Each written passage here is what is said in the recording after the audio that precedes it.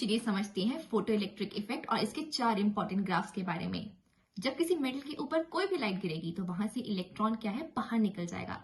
इसी को हम फोटो इलेक्ट्रिक इफेक्ट बोलेंगे। इसे एक्सपेरिमेंटली समझते हैं। एक हमारे पास ट्यूब है, इसमें ये वाली प्लेट आपकी कैथोड प्लेट है और ये है हमारे पास एनोड प्लेट। इसको हम एक बैटरी के साथ जोड़ देंगे। जब भी कोई लाइट आपके पास कैथोड पे गिरेगी तो वहां से इलेक्ट्रॉन्स निकल के एनोड की तरफ चले जाएंगे और क्या प्रोड्यूस होगा? करंट, जिसको हम कहेंगे फोटो इलेक्ट्रिक करंट। पहला ग्राफ देखते हैं। इसका ग्राफ करंट और इंटेंसिटी के बीच में। मान लीजिए आपके पास है 100 वॉट का बल्ब, तो यहाँ से लाइट गिरी कैथोड के ऊपर, इलेक्ट्रॉन्स निकल रहे हैं और आपके पास करंट प्रोड्यूस हो रहा है। अब है आपके पास 200 वॉट का बल्ब, तो यहाँ से और ज्यादा इलेक्ट्रॉन्स निकल रहे हैं और करंट प्रोड्यूस हो रहा है। अब है आपके पास 300 वॉट का बल्ब, यहाँ से और ज्यादा इलेक्ट्रॉन्स निकल रहे हैं और करंट प्रोड्यूस हो रहा है। इसका मतलब कि इंटेंसिटी करंट के प्रोपोर्शनलिटी में है। अगर इंटेंसिटी बढ़ रही है तो करंट भी बढ़ रहा है। इसका मतलब कि हमारे पास जो ग्राफ मिलेगा वो बिल्कुल स्ट्रेट लाइन ग्राफ मिलेगा। अगला ग्राफ समझते हैं पोटेंशियल और करंट के बीच में। जब मेरी ये ट्यूब किसी भी बैटरी के साथ नहीं जुड़ी है तो मैं देखूंगी वहां पे मेरे पास थोड़ा अमाउंट ऑफ करंट प्रोड्यूस होगा ही होगा।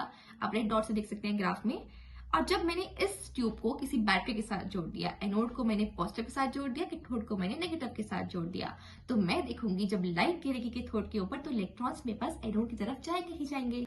पॉजिटिव नेगेटिव अट्रैक्ट करेंगे, करंट हमारे पास प्रोड्यूस होगा। और आप देख सकते हैं ग्राफ आपका ऊपर की तरफ जाएगा। बट एक पॉइंट आएगा जब सारे इलेक्ट्रॉन्स नोड के पास पहुंच चुके होंगे, तो उस टाइम पे हमारे पास आएगा saturation point.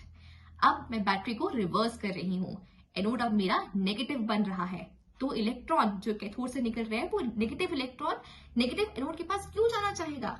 Negative negative repel करती है, तो हमारे पास करंट जो है जीरो के टुवर्ड अप्रोच करेगा और उस टाइम हम कहेंगे ये है हमारे पास स्टॉपिंग वोल्टेज। ग्राफ में आप देख सकते हो डाउन टुवर्ड जाएगा ये, और ये है आपके पास स्टॉपिंग वोल्टेज।